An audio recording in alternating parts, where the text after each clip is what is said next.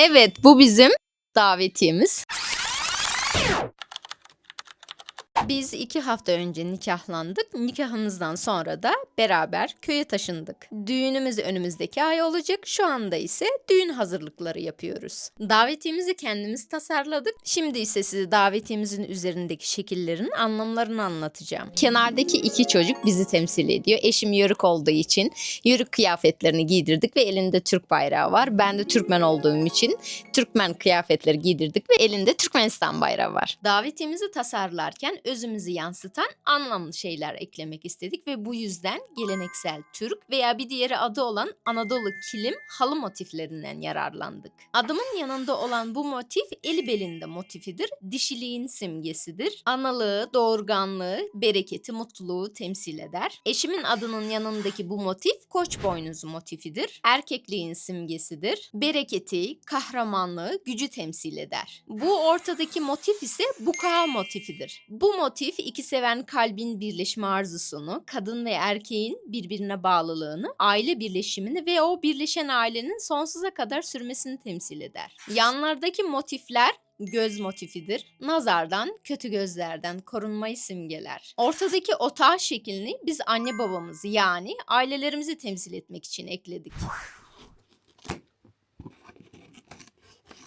Davetiyelerimizi bastırdığımız yer parça halinde veriyoruz dedi, birleştirmiyoruz dedi. O yüzden şimdi bu parçaları birleştireceğiz.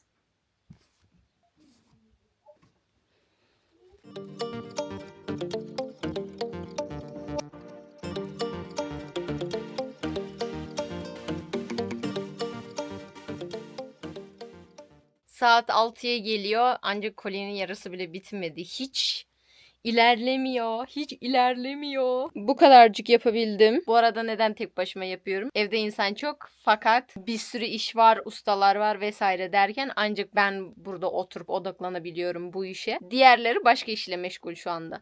Bu arada dün ayıkladım. Neydi? Tırnaklarım çok kötü gözüküyor. Aslında kirli değil bunlar. Şöyle erik ayıkladım. Görüyor musunuz ellerimi nasıl oldu? Elime eldiven giymeyi unutmuşum. Törpüleyeyim güzelce. Ojeler süreyim istedim ama maalesef. Köy ve oje. Mükemmel uyumsuzluk. Neyse ben tırnaklarımı keseceğim. Kaldığımız yerden devam ediyoruz.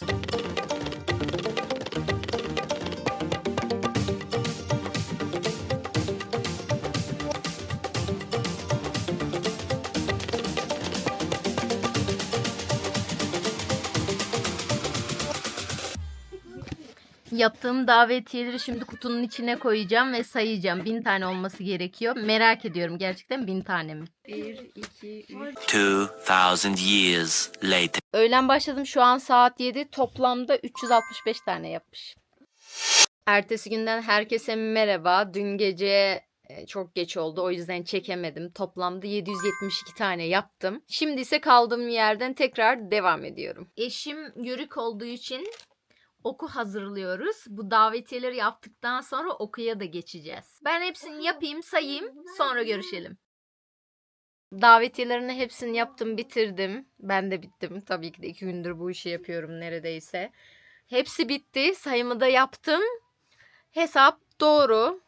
Aslında daha fazla. Yani 1000 üzerine böyle 5-10 tane fazla belki olabilir diye düşündüm de fakat 96 tane fazlamız var. Arayıp söyleyeceğiz. Eğer üzerine ekstra ödemesi varsa onu da yaparız. Burada okuluk gömlekler var. Şurada çoraplar var. Bir de şunun içinde tülbent mi ne mi o olması gerekiyor. Farklı bir günden merhaba. Bu videoyu çekmem bir haftayı bulacak gibi. O yüzden böyle vakit buldukça kısa kısa video çekip size göstermek istediklerimi gösteriyorum. Şimdi de göstermek istediğim bir şey var. Okulda genelde birkaç şey oluyormuş. Örneğin çorap. Ondan sonra böyle başörtü. Sonra böyle gömlek koyuluyormuş. Ve havlu var. Havlu koyuluyormuş. Yakın olanlara bu tarz dağıtılıyormuş. Pek yakın olmayan insanlara da normal davetiye gidiyormuş. Peki bizde Türkmenistan'da nasıl? Türkmenistan'da böyle bir şey yok. Türkmenistan'da bizde genelde çok yakın olduklarına, örneğin sınıf arkadaşlarının oluyor, kendi arkadaşlarının oluyor. Onlara en güzel davetiyeler gidiyor. Sadece davetiye gidiyor bu arada.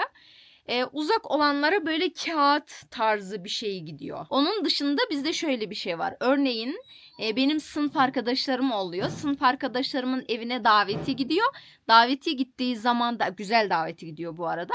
Daveti gittiğinde de onların para vermesi gerekiyor. Bizde öyle. Hani düğünde sınıf arkadaşlarının adından hediye veriliyor. Davetiye dağıtan insan topluyor, biriktiriyor ve güzel bir hediye alınıyor bizde. Oku konusunu görünce çok şaşırdım. Zaten böyle çok da göstermeden insanların isimlerini dünden beri böyle sayfa sayfa yazıyoruz. Ben böyle şaşırıyorum. Henüz bitiremedik. Dün gece yazdık köy yazıyoruz bu arada. Maşallah benim eşimin sülalesi.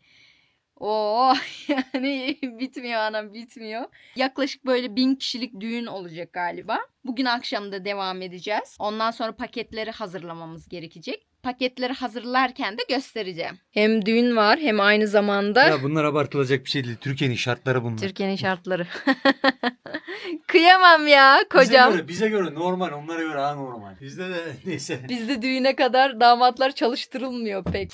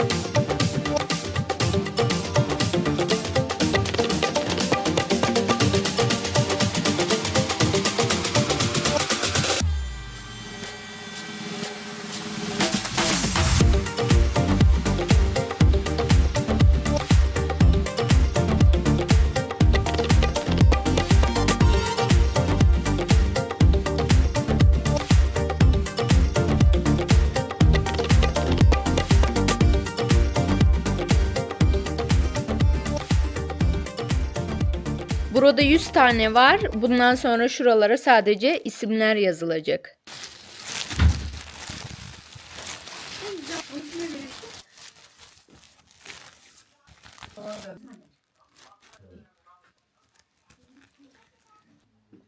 Böyle bölge bölge yapıp yerleştirmeye başladık. İstersen ufakları oraya koyalım.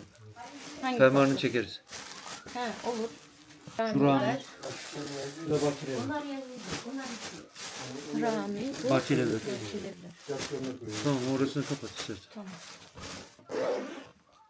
Koli taşıma valizle şuraya gitsin. İzzet Paşa. Bir de Sarıyer.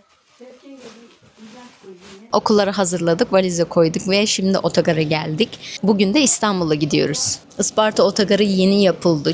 Çok güzel. Geçen sene bu kadar değildi. Her yer çiçek. Bir görseniz o gülleri otogarın dışında.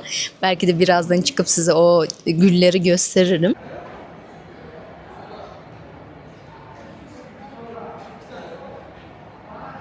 Şunların güzelliğine bakar mısınız? Şöyle yapmışlar. Böyle. Her yer bunlardan dolu. Evet, evlendikten sonra bana güncelleme geldi tabii. Böyle şeylere bakar oldum. Tabii Isparta'nın olmazsa olmaz. Böyle hediyelik eşyaları. Biraz kurumuşlar ama çok güzel olmuş şöyle.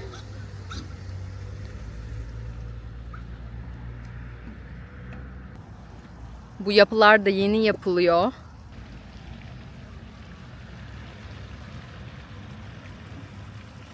Şöyle yeni yapmışlar bunu da. Güller şehri, Isparta. Magnetlere kadar çiçek. Görüyor musunuz? Otogarın her yerinde böyle rengarenk hediyelikler var. Ne yapıyoruz? Oku da atmaya gidiyoruz İstanbul'a. Bu arada oku nedir?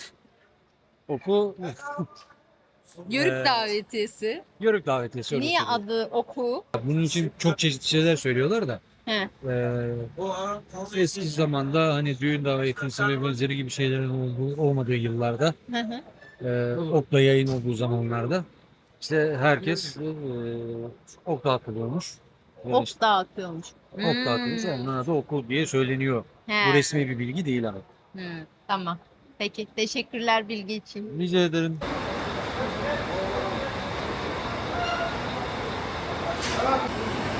Geldi bizim otobüs.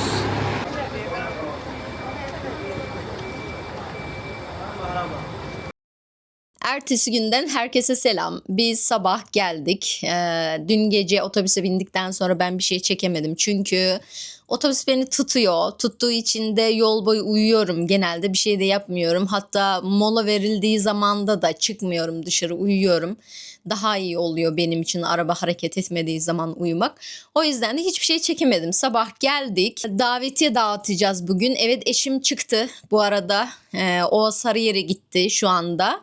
Yolda geliyor ve biraz sonra Çağlayan'da buluşacağız. Benim eşim doğma büyüme İstanbullu kendisi. Üniversiteye başlayana kadar İstanbul'da yaşamış. Anne babası Ispartalı. Ondan sonra taşınmışlar komple Isparta'ya ve şu anda Isparta'da oturuyorlar.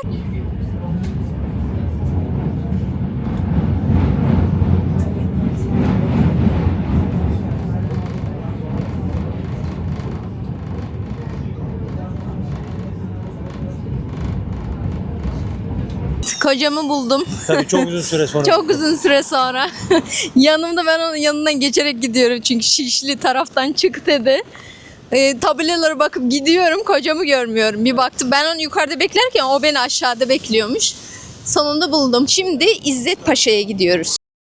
Sonunda eve gelebildik. Çok yorgunuz. Davetiyelerin yarısını bitirdik. Yarın da diğer yarısını dağıtacağız. Aynı şey olduğu için bence artık çekmeye gerek yok. Ben size bu videoda yörük davetiyesi nedir onu göstermeye çalıştım. Bizi izlediğiniz için çok teşekkürler. Bir sonraki videoda görüşmek üzere.